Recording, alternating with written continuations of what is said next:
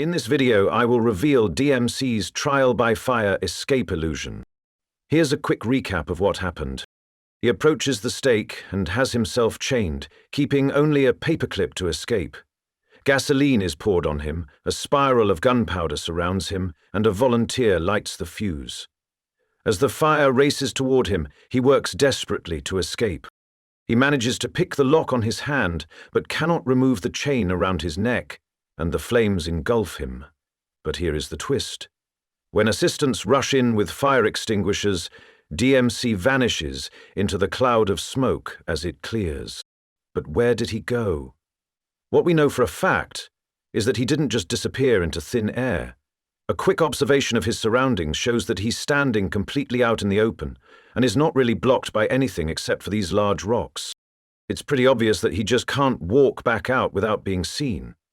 Additionally, the audience is situated as a small group on one side. Normally in magic tricks where the magician vanishes, they usually do it behind a curtain or a cloth to temporarily block where they escape to.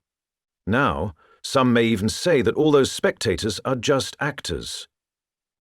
And DMC simply ran back straight towards the rocks when the camera was at ground level while the fire extinguisher was being sprayed on him.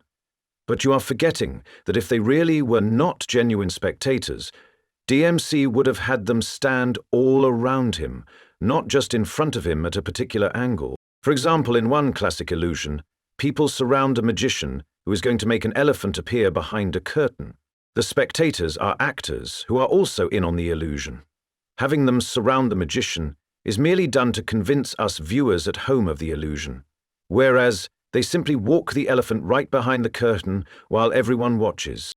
The camera is positioned such that the curtain blocks the pathway of the elephant's arrival. But in this case, DMC used fire extinguishers instead. There is a logical reason magicians normally use curtains and not fire extinguishers, because curtains are opaque and therefore don't reveal what's going on behind them. With fire extinguishers, the thickness of the cloud is uneven. Performing this illusion at night with the fire as the light source in the area makes it very bright behind and puts him at a disadvantage.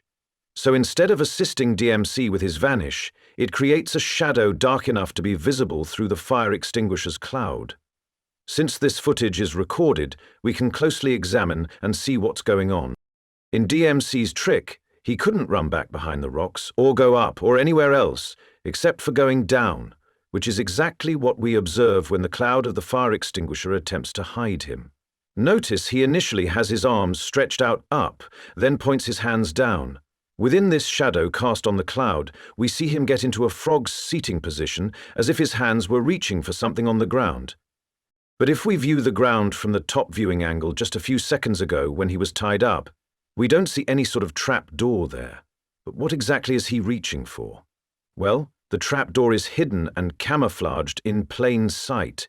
Here, you can see in this illustration that there is a cloth that has been created such that an adhesive was applied on top of it. Then dirt and rocks, similar to the ground they are standing on, were applied in multiple layers, helping it to camouflage with the surroundings.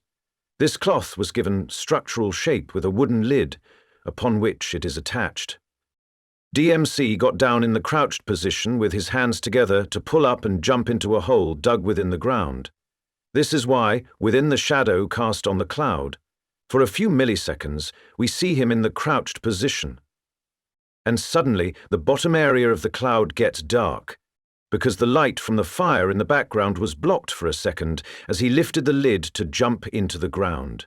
The sudden closing of the lid, as the fire extinguisher cloud was still accumulated, caused it to suck a portion of the cloud into the ground.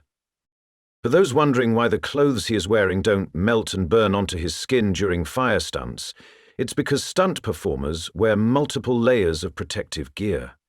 Typically, they wear 3 layers of fireproof underwear soaked in a flame-retardant material called Zell-Gel.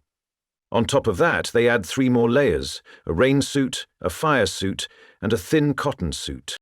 Additional Zell-Gel is applied to any exposed skin.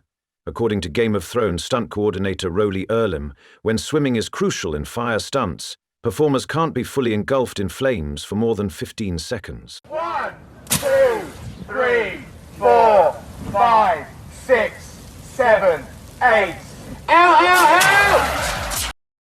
Behind this mask, only the truth remains till we meet again.